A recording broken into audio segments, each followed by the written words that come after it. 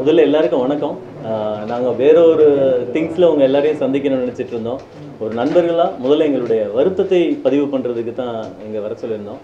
என்னென்னா ரீசெண்டாக எங்களுடைய டீசர் ரிலீஸ் ஆனப்போ சம் ஸ்டில்ஸ் ரிலீஸ் ஆச்சு. அதுக்கப்புறம் ஒரு 4 நாள் கழிச்சு இன்னொரு ஸ்டில் ரிலீஸ் ஆச்சு. இப்போ இன்றைக்கும் ஒரு ஸ்டில் ரிலீஸ் ஆயிருக்கு.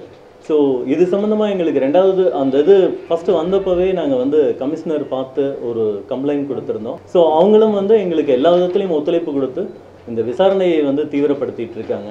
பட் இது எங்களுக்கு ரொம்ப மன வருத்தத்தையும் மன உளைச்சலையும் தந்திருக்கு.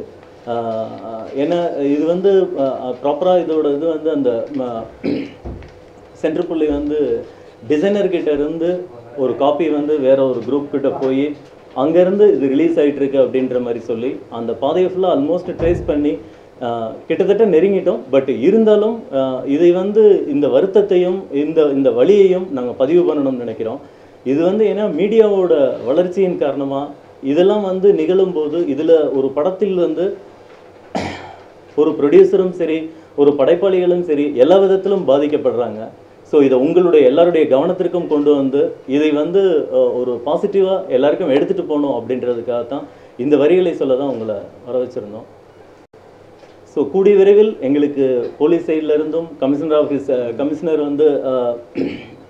ஜார்ஜ் சார் ஆகட்டும், DC Jayakumar and inspector Rajmohan அப்படின்னு அவங்க எல்லாருமே எங்களுக்கு நல்ல ஒத்துழைப்போடு போயிட்டுருக்கு. கூடிய விரைவில் இவங்களை கண்டுபிடிச்சிருவோம். ஏன்னா எங்களுக்கு இதன் பின்னால் எங்களுக்கு பெரிய வழி இருக்குது. எங்களுக்கு மட்டும் இல்லை, இது ஒட்டுமொத்த ஒரு சினிமாவில் இது யாருக்கு வேணாலும் நிகழலாம். இன் ஃபியூச்சரில் யாருக்குமே இது நிகழக்கூடாது அப்படிங்கிறது தான் எங்களுடைய எண்ணம். யூஸ்வலி படம் ரிலீஸ் ஆகி வெளியில் ஒரு தேர்ட் பார்ட்டி தான் பரிசு அந்த மாதிரி தான் யூஸ்வலி வந்துட்டு இருந்து. அப்போ இப்போ தான் கொஞ்சம் நியர்பை எல்லா படம் நிறைய பெரிய படங்கள் நம்ம ரிலீஸ் ஆகிறதுக்கு முன்னாடியே உள்ளுக்குள்ளே இருந்து வெளியில் லீக் ஆகும்போது அது இருக்க அவேர்னஸ் மீடியாவோட சப்போர்ட்டு இந்த மாதிரி பெரிய பிரச்சனை இண்டஸ்ட்ரி ஃபேஸ் ஆகுது. அது we have to solve this. அது எப்படி உங்கள்கிட்ட சொல்ல இது எந்த ப்ராஜெக்ட் பார்த்தா சார் கிட்ட 2 இயர்ஸ் அதுக்கு பின்னாடி இருந்து as different colour of movie journal of movie. அப்போ வரும்போது அதுக்கு 2 இயர்ஸ் இருந்து ஒர்க் பண்ணி அதுக்கு bringing all the artists together. இல்லை இதில் என்னென்ன பர்பஸாக பண்ணுறாங்க, சின்ன ப்ராஜெக்ட் பெரிய ப்ராஜெக்ட் எல்லாமே குழந்தை பிறக்கிற மாதிரி எல்லாத்துக்கும் ஒரே வழி தான். பட் இதுக்கு பின்னால் பர்பஸாக ஒரு எவ்ரி 4 டேஸ்க்கு பின்னால், ஏன்னா நாங்கள் ஆல்மோஸ்ட் இதோட சிவியராக ஒரு கட்டத்தை நெருங்கி போயிட்டு இருக்கோம். பட் இருந்தாலும் இன்னைக்கு பிறகு டோட்டலாக இது உங்கள் கவனத்திற்கும் அது என்ன நடந்துட்டு இருக்குன்னு கொண்டு வரணும். அப்படி ஏன்னா இது இணையதளங்களில் இது வேற வேற கொஸ்டின் மார்க்கோட போயிட்டு இருக்கிறதுனால இதுக்கு ஒரு விளக்கம் கொடுக்கணும் அப்படின்னு நினச்சோம். அதான் சார். சார், இது வரைக்கும் ஃபேஸ்புக்கில் யூடியூப்பில் அதிகமான பேர் பார்த்தது புலி தான், அதில் எந்த சந்தேகம் இல்லை. இது உங்களுக்கு இன்னும் சொன்னால் விஜயோட ரசிகர்கள் ரொம்ப ஃபாஸ்ட்டாக போகிறாங்கன்னா அவங்களுடைய நடிகரை உற்சாகப்படுத்தணுங்கிறத பல்வேறு இதில் போடுறாங்க. இது ஒரு விளம்பரம் தானே தவிர அதில் எந்த பாதிப்பு இருக்குன்னு எனக்கு தெரியல. ரெண்டாவது நீங்கள் பத்திரிகையாளர்கள்ட்டையோ இல்லை டிவிக்காரங்கள்ட்டையோ இது வரைக்கும் எந்த ஸ்டிலும் நீங்கள் கொடுக்கவும் இல்லை, அவங்களா போட்டுட்டு இருக்காங்க. அதுதான் என்ன காரணம்னு கேட்குறேன். இது வரைக்கும் பிஆர்ஓ ஒரு ஸ்டில் கொடுத்துருக்காரா சொல்லுங்க. பப்ளிசிட்டி சார், எந்த வகையில் பயங்கர பப்ளிசிட்டி எந்த வகையில் பாதிப்பு சார்? என்ன சார் இது இப்படி நீங்கள் கேட்குறீங்க? அதாவது என்னென்னா நீங்கள் சொல்கிற ஒரு பாயிண்ட் என்னென்னா, இல்லை சார் இதை சார் ஒரு நிமிஷம் சார், ஒரு படத்தை எப்போ ஷூட்டிங் எடுக்கணும்னு டிசைட் பண்ணுறோமோ அதே மாதிரி இதுக்கு எப்போ ப்ரெஸ் மீட் பண்ணணும், எப்போ ஆடியோ பண்ணணும், அப்போ எப்போ ப்ரெஸ் மீட் பண்ணணும், என்ன ரிலீஸ் ஆகணும்னு அது ஒரு மார்க்கெட்டிங் ஸ்ட்ராட்டஜி சார். ஒரு ரிலீஸுக்கு முன்னால் எப்போல்லாம் ரிலீஸ் பண்ணணும், ஏன்னா இப்போ எல்லாமே வந்துருச்சுன்னா நான் ரிலீஸுக்கு இன்னும் ஒரு ரிலீஸை ஒட்டி முந்தின கால அளவில் தான் இவ்வளோ நாளைக்கு முன்னால் இது வரலாம்னு ஒரு ப்ரொடக்ஷன் ஒரு ப்ரொடியூசர் அதை தீர்மானித்து தான் சார் கொடுக்குறது. ஸோ மற்றபடி அதாவது நீங்கள் சொன்ன மாதிரி கொடுக்கலையே தவிர யாருக்குமே கொடுக்கல. ஸோ ஒரு சட்டன் ஸ்டேஜில் இதெல்லாம் பண்ணணும் அப்படின்றது தான் எங்களுடைய பிளான். ரெண்டாவது இது எப்படி பாதிப்பு வரும் கேட்கறது இல்லை, எப்படி பாதிப்பு வரும் கேட்கறது அப்போ பெருமை நம்மளுக்கு நீங்க மறுக்கவே இல்லை. நான் என்ன சொல்றேன் வேற ஒன்றும் இல்லை, இது உங்களுக்கு ப்ளஸ் பாயிண்ட் தானே. இப்போ நீங்க யூடியூப்ல திரும்ப பார்த்தாங்க நீங்களே பெருமைப்பட்டுக்கிறீங்க, அப்புறம் எதுக்கு போட்டாங்கன்னு சொல்றீங்க, என்ன புரியல எனக்கு.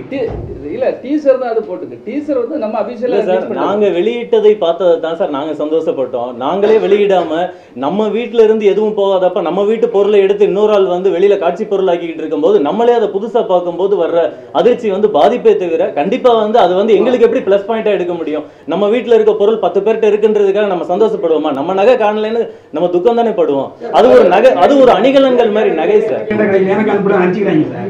சார் அது அது அது வந்து இந்த படத்தோட வலுவா இருக்கலாம் சார். ஆனால் வந்து எங்களுக்கு அது பாதிப்பு தான் சார். இது வந்து பிசினஸ் இருக்கு, எவ்வளவு விஷயம் இருக்கு. நாங்க குறிப்பிட்ட ஸ்டில்ல வந்து காட்டாம வைக்கலாம் கூட ஒரு ப்ரொடக்ஷன் நினைச்சிருக்கலாம் இல்லையா?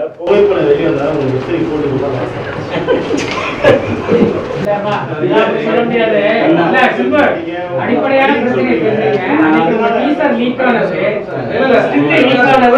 உங்களுடைய படக்குழுவிலிருந்து வெளியாகிருக்காதானே? சரியான ஆட்களை தேர்வு பண்ணலைங்கிறது முதல் விஷயம். ரெண்டாவது, இதை மக்கள் கிட்ட கொண்டு போறதுனால உங்களுக்கு என்ன நன்மை வளர்ந்துட போகுது? இல்ல சார், அதாவது இல்ல சார், இது வந்து பர்பஸா யாரும் பண்ணல சார். இதை வந்து வெளியில இருந்து ஒருத்தர் திட்டமிட்டு அந்த இதெல்லாம் அபகரிச்சிருக்காங்க அப்படிங்கிறத நாங்க இங்க சொல்ல வர்றது. இது வந்து இன்னைக்கு மீடியா டெக்னாலஜி ஈஸியா இருக்கின்றனால ஒரு பென் டிரைவ்ல கூட எடுத்துட்டு போயிட முடியுது. இது வந்து இனி வரும் இதுலயும் நடக்கக்கூடாதுன்றதுனால இனி ரொம்ப கேர்ஃபுல்லா இருக்கணும் அப்படின்றதும் தவிர எங்களுடைய ஸ்டைல்ல வந்து இதுக்கு ஸ்டெப் எடுத்துட்டு இருக்கோம். கூடிய விரைவில் அதையெல்லாம் தடுத்து நிப்பாட்டுவோம்ன்றதையும் சொல்றதுக்கு தான் சார். இல்ல சார், அது அந்த விசாரணை போயிட்டு இருக்கு சார். இல்ல, ஏன்னா இது ஒரு படக்குழுவினர் அவங்களுக்குள்ள செய்ய வாய்ப்பு இல்லை சார். இதனுடைய விசாரணை போயிட்டு இருக்கிறதுனால அதை நான் அந்த வார்த்தையை சொல்றேன். இது வேற ஒன்றும் இல்லைண்ணே. ஃபர்ஸ்ட் ஸ்டில்ஸ் எந்த ஸ்டில் வந்தா நல்லா இருக்கும்னு ஒரு டைரக்டர் எல்லாரும் சேர்ந்து டிசைட் பண்ற மேட்ரு. அது நம்ம நல்ல ஸ்டில்லாக கொடுக்கணும் செய்யணும்னு நினைச்சு பண்ணும்போது ஒரு இமேஜ் நல்லா இல்லாத ஒரு இமேஜ் எல்லாம் கொடுக்கும்போது ஒரு ஃபர்ஸ்ட் ஸ்டில் நல்லா வரணும்னு நினைப்போம் இல்லையா?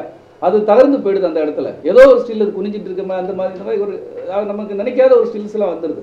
இப்போ இவ்வளோ பெரிய ஒரு படம் எடுக்கும்போது எந்த ஸ்டில்லு கொடுக்கணும், எப்படி வரணும்னு நம்ம ஒரு ஐடியா பண்ணி வச்சிருப்பாங்க டைரக்டர் எல்லாருமே. அதை உடச்சி யாரோ ஒருத்தங்க நமக்கு சம்மந்தம் இல்லாத ஸ்டில்லுகள்லாம் வெளியே வருது இல்லையா?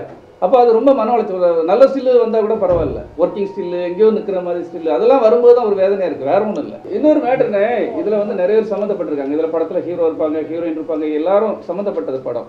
இதில் எந்த மாதிரி ஸ்டில்லு வரணும், இந்த மாதிரி வந்தால் எல்லாருக்கும் ப்ராப்ளமாக ஒரு ஸ்டில்லு கொடுக்கணும் நாங்கள் எல்லாம் முடிவு பண்ணி வச்சுருக்கிறோம். அதுக்கு முன்னால் வரதுனால இருக்கிற ப்ராப்ளத்தை தான் இப்போ எப்படிலாம் ப்ராப்ளங்கள் எல்லாரும் கஷ்டப்படுது, அதனால எல்லாத்துக்கும் கஷ்டங்கள் இருக்குது. அதனால தான் இதை சொல்ல வரும்போது இது எல்லாருக்கும் தெரியும். வேறு எந்த அடிப்படையில் நாங்கள் வந்து ஒரு நல்ல ப்ரெஸ் மீட்டு எல்லாரையும் கூப்பிட்டு, உண்மையிலே நானும் ஒரு பத்திரிகையாளர் பிஆர்ஓ இருந்திருக்கேன், ஒரு நல்ல ப்ரெஸ் மீட்டு எல்லாரையும் வச்சு நல்லபடியாக பண்ணணும், எல்லா ஆர்டிஸ்ட் மூலமாக பண்ணணும்னு நினச்சி பண்ணிட்டு இருக்கே தான். ஆனால் அது தவறுந்து போயிடுச்சு. இப்படி இந்த மாதிரிலாம் பண்ணி ஸ்டில் வரும்போது அது அவர் நினைக்கிறது வரலை. மற்ற ஆர்டிஸ்ட்டுக்கெல்லாம் கஷ்டம் இருக்குல்ல சார். இப்போ ஏதோ ஒரு ஸ்டில் விட்டுருக்காங்க, யாருடைய ஸ்டில் இருக்கு, இப்போ அதில் சம்மந்தப்பட்டதில் யாராவது மிஸ் ஆகிருக்கோம்.